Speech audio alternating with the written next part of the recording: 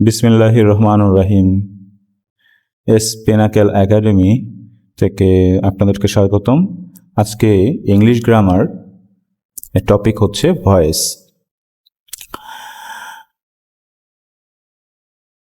Active থেকে passive voice এর 5টি চিরন্তন ও মৌলিক নিয়ম সম্পর্কে আলোচনা করা হয়েছে। অ্যাক্টিভ ভয়েস থেকে প্যাসিভ ভয়েসে রূপান্তর করা খুবই সহজ যদি নিচের 5টি মৌলিক নিয়ম ভালোভাবে আয়ত্ত করা যায়। এই নিয়মগুলো বুঝতে পারলে প্রায় সব ধরনের ভয়েস চেঞ্জ করা সম্ভব। 1 নম্বর, অবজেক্টকে সাবজেক্ট করতে হবে। অ্যাক্টিভ ভয়েসের অবজেক্টটি প্যাসিভ ভয়েসে সাবজেক্ট হবে। উদাহরণ, অ্যাক্টিভ ভয়েসে যদি লেখা থাকে রহিম রাইটস এ লেটার, তাহলে আমরা স্টার্ট করব হচ্ছে অবজেক্ট দিয়ে এ লেটার, তারপরে is written by me. Step by step কীভাবে আমরা বিভার্ব বসাবো বা কি সেগুলো সম্পর্কে অবশ্যই ডিটেলস আলোচনা করব। টেন্স অনুযায়ী সঠিক বিভার্ব বসাতে হবে। প্যাসিভ ভয়েসে সাবজেক্ট এবং টেন্স অনুযায়ী উপযুক্ত বিভার্ব যেমন am, is, are, was, were, be, being, been ব্যবহার করতে হবে। যেমন এখানে যখন আমরা লিখেছিলাম এ লেটার, এটা অবজেক্ট আমাদের সাবজেক্ট হয়েছে, তো এখানে বিভার্ব বসেছে ইজ, যদিও এখানে কোথাও কোনো বিভার্ব নাই। তৃতীয় 3 নম্বর রুলস, মেইন ভার্ব সবসময় পাস্ট পার্টিসিপল হবে। মেইন ভার্ব সবসময় পাস্ট পার্টিসিপল হবে, এটা সবসময় আমাকে মনে রাখতে হবে যে মেইন ভার্ব সবসময় পাস্ট পার্টিসিপল হবে। যেরকম যদি থাকে রাইট তাহলে হবে রিটেন, ইট থাকলে ইটেন, মেক থাকলে মেড, ডু থাকলে ডান। তো আমাদের V1, V2 এবং V3 সম্পর্কে নলেজ রাখতে হবে যাতে করে আমরা পাস্ট পার্টিসিপল ব্যবহার করতে পারি।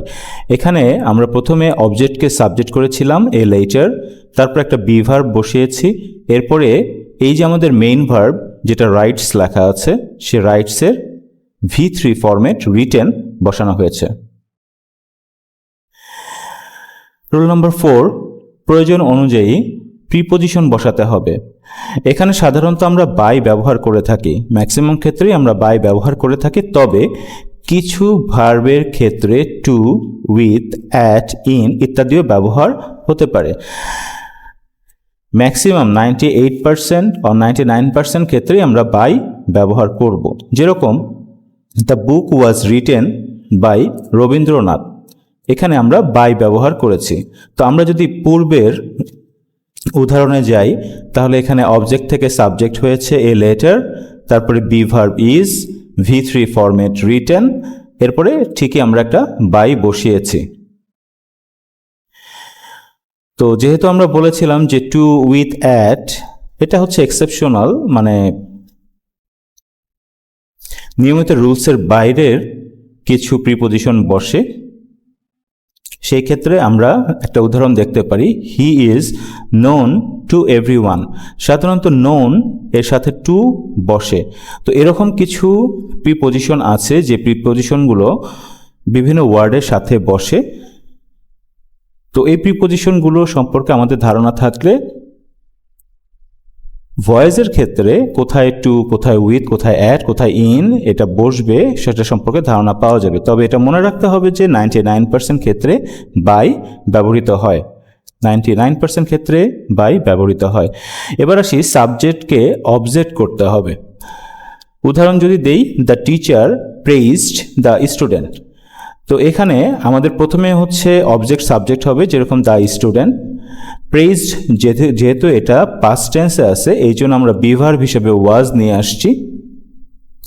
তারপরে V3 ফরম্যাট হবে, প্রেইজড এর V3 ফরম্যাট প্রেইজড, তারপরে আমাদের রুলস অনুযায়ী বাই, এবং এই যে আমাদের সাবজেক্ট দ্য টিচার, সেই টিচার আমাদের অবজেক্ট হয়ে গেছে। তো এই 5টা রুলস জানা থাকলে আমরা সাধারণত ভয়েসটা করতে পারবো। একটা শর্টকাট মেথড তোমাদের জন্য রেডি করা হয়েছে। এই শর্টকাট মেথডটাও যদি আমাদের মাথায় থাকে তাহলেও আমরা ভয়েস চেঞ্জ করতে পারবো। যেমন প্রেজেন্ট সিম্পল মানে হচ্ছে প্রেজেন্ট টেন্সে থাকলে আমরা অ্যাম, ইজ, আর সাথে হচ্ছে V3 বসাবো। পাস্ট সিম্পল হলে ওয়াজ, ওয়ার, তারপরে V3 বসাবো। প্রেজেন্ট কন্টিনিউয়াস হলে এম ইজ আর সাথে বিং প্লাস V3 হবে, পাস্ট কন্টিনিউয়াস হলে ওয়াজ ওয়্যার সাথে বিং, তারপরে হচ্ছে পাস্ট পার্টিসিপল মানে V3 ফরম্যাট হবে। প্রেজেন্ট পারফেক্ট যদি হয় সেক্ষেত্রে হ্যাভ হ্যাজ সাথে বিন এবং V3, পাস্ট পারফেক্ট হলে হ্যাড বিন V3। এরপরে হচ্ছে জাস্ট এ মিনিট, ওকে, এরপরে হচ্ছে ফিউচার সিম্পল হলে will be V3, past perfect হলে যদি পাস্ট পারফেক্ট হয় তাহলে হ্যাড বিন প্লাস V3,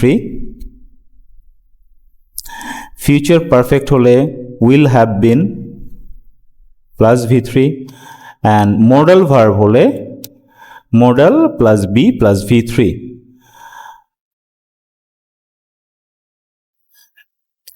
বিশেষ ধরনের কিছু নিয়ম আছে। তো বিশেষ ধরনের সেন্টেন্সের ভয়েস চেঞ্জগুলো কেমন হবে, বিশেষ ধরনের সেন্টেন্সের ভয়েস চেঞ্জ নিয়ে আমরা কথা বলি। ইন্টারোগেটিভ সেন্টেন্স যেটা হচ্ছে আমাদের প্রশ্নবোধক বাক্য, প্রথমে বাক্যটির মনে মনে ডিক্লারেটিভ সাবজেক্ট পরিবর্তন করুন, মানে ডিক্লারেটিভ সাবজেক্ট যেটা আছে সেটা পরিবর্তন করতে হবে। এরপর সাধারণ নিয়মে প্যাসিভ করতে হবে, তারপরে হচ্ছে অক্সিলারি ভার্বটি শুরুতে ব্যবহার করতে হবে। তো সেক্ষেত্রে যদি হু থাকে আমরা বাই হুম দিয়ে শুরু করব, আর হোম থাকলে হু দিয়ে শুরু করতে হবে। এই কটা জিনিস আমাদের মাথায় থাকতে হবে। এখন অ্যাক্টিভ ভয়েসে যদি দেওয়া থাকে হু ডিড দিস, তো এখানে আমাদের কি আছে, এখানে হু শব্দটা আছে। তো যেহেতু এখানে হু শব্দটা আছে আমরা কি ইউজ করব, by whom. By whom use করার পরে এখানে আমাদের একটা বি ভার্ব বসাতে হবে। তো বি ভার্ব যেহেতু এটা পাস্ট টেন্সে আছে, আমরা জানি যে পাস্ট টেন্স থাকলে ওয়াজ ব্যবহার করতে হয়, তো আমরা একটা ওয়াজ ব্যবহার করলাম। অ্যান্ড দেন দিস, এটা হচ্ছে আমার অবজেক্ট ছিল, সেই অবজেক্টে আছে, এবং ডিড এর V3 ফরম্যাট হচ্ছে ডান। তো এইভাবে আমাকে ইন্টারোগেটিভ সেন্টেন্স ভয়েস চেঞ্জের সময় ইউজ করতে হবে। এরপরে যখন আছে হুম, হুম থাকলে হবে হু, তাহলে whom did you in active, আমরা লিখলাম হু, ডিড হচ্ছে পাস্ট টেন্স যার জন্য লিখলাম ওয়াজ, হু ওয়াজ, তারপরে হচ্ছে V3 ইনভাইটেড, তারপরে হচ্ছে বাই ইউ। আশা করি বোঝা গেছে ইন্টারোগেটিভ সেন্টেন্স আমরা কিভাবে ইউজ করব, চেঞ্জ করব ভয়েসে। এরপর হচ্ছে ইম্পারেটিভ সেন্টেন্স। ইম্পারেটিভ সেন্টেন্সে বলা হয়েছে আদেশ, অনুরোধ, উপদেশ। তো ইম্পারেটিভ সেন্টেন্স সাধারণত আমরা বুঝি যেখানে আদেশ, অনুরোধ, উপদেশ এসব থাকলে সেটাকে ইম্পারেটিভ সেন্টেন্স বলে। তো ইম্পারেটিভ সেন্টেন্সের ক্ষেত্রে আমরা কিভাবে ভয়েসটা চেঞ্জ করব সেটা দেখে নেই। সেক্ষেত্রে সাধারণত আমাদের লেট শব্দটা ইউজ করতে হবে। এরপরে হচ্ছে আমাদের অবজেক্ট নিয়ে আসতে হবে, তারপরে হচ্ছে বি কথাটা আনতে হবে, আর ভার্বের পাস্ট পার্টিসিপল ফ্রম মানে V3। যেরকম আমাদের অ্যাক্টিভে যদি লেখা থাকে ডু ইট, তাহলে আমাদের রুলস অনুযায়ী লেট শব্দটা আনবো, লেট। এখানে অবজেক্ট আছে ইট, আমি ইট নিয়ে আসছি, রুলস অনুযায়ী বি নিয়ে আসতে হবে, এবং ডু এটা হচ্ছে আমার V1 ফরম্যাট, সো আমার V3 ফরম্যাট হচ্ছে ডান। আরেকটা উদাহরণ যাই, ওপেন দ্য ডোর। তো ওপেন দ্য ডোর আমাদের এটা ইম্পারেটিভ সেন্টেন্সে লেট আসবে, লেট আসলো, অবজেক্ট সাবজেক্ট হবে লেট দ্য ডোর, তারপরে হচ্ছে বি, রুলস অনুযায়ী বি আসবে, এবং ওপেন এর V3 ফরম্যাট ওপেনড। এভাবে আমরা ইম্পারেটিভ সেন্টেন্সকে চেঞ্জ করতে পারবো অ্যাক্টিভ থেকে প্যাসিভে। তো ইম্পারেটিভ সেন্টেন্সের আরেকটা আছে যেটা হচ্ছে নিষেধসূচক বাক্য, যেটা হচ্ছে let not object B V3। যেরকম ডোন্ট লেখা আছে ওপেন দ্য ডোর, এখানে যদি ডোন্ট লেখা থাকে মানে নেগেটিভ কথাটা থাকে, তাহলে প্রথমে আমাদের লেট আনতে হবে, আমরা লেট নিয়ে আসছি। রুলস অনুযায়ী বলেছে নট আনতে হবে, আমরা নট নিয়ে আসছি। এরপরে হচ্ছে অবজেক্ট আসবে, দ্য ডোর অবজেক্ট নিয়ে আসলাম, তারপরে আসবে বি, লিখলাম বি, এবং ওপেন এর V3 ফরম্যাট হচ্ছে ওপেনড। এভাবে আমরা নিষেধসূচক বাক্য বা নেগেটিভ ইম্পারেটিভ সেন্টেন্সকে অ্যাক্টিভ থেকে প্যাসিভে চেঞ্জ করতে পারবো। 3 নম্বর হচ্ছে ডাবল অবজেক্ট। যদি অবজেক্ট দুইটা থাকে সেই ক্ষেত্রে আমরা কিভাবে করব। যদি একটি বাক্যে ইনডাইরেক্ট অবজেক্ট ব্যক্তিবাচক এবং ডিরেক্ট অবজেক্ট বস্তুবাচক দুটি অবজেক্ট থাকে তবে যে কোনো একটি সাবজেক্ট করা যায়, তবে ইনডাইরেক্ট অবজেক্টকে সাবজেক্ট করা বেশি স্বাভাবিক ও গ্রহণযোগ্য। এখন এখানে দেখি he gave me a pen, এখানে মি একটা অবজেক্ট এবং এ পেন এটা একটা অবজেক্ট। তো এখানে আমাদের অবজেক্ট কয়টা? এখানে আমাদের অবজেক্ট দুইটা, একটা হচ্ছে মি, একটা হচ্ছে এ পেন।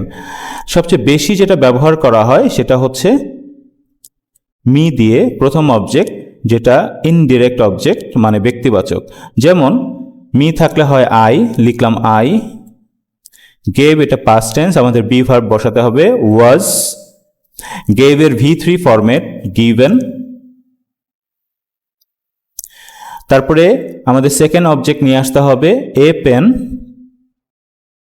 রুলস অনুযায়ী বাই বসে বাই এবং হি এর পজিটিভ ফর্ম হচ্ছে হিম। এছাড়া আমরা সেকেন্ড অবজেক্টটা দিয়েও করতে পারি। এই যে সেকেন্ড অবজেক্ট যেটা বিকল্প এবং খুব বেশি ব্যবহৃত হয় না। তো এ পেন এটার ক্ষেত্রেও আমাদের বি ভার্ব নিয়ে আসতে হবে ওয়াজ। V3 ফরম্যাট গিভেন, বাট গিভেনের সাথে আমাদের টু বসে, যেহেতু গিভেনের সাথে টু বসে আমরা গিভেন লিখলাম। আচ্ছা, টু লিখলাম। তারপরে হচ্ছে মি। মি কেন আসছে? কারণ আই এর অবজেক্ট হচ্ছে মি, তারপরে বাই হিম দেওয়া আছে, আমি বাই হিম বসাই দিলাম।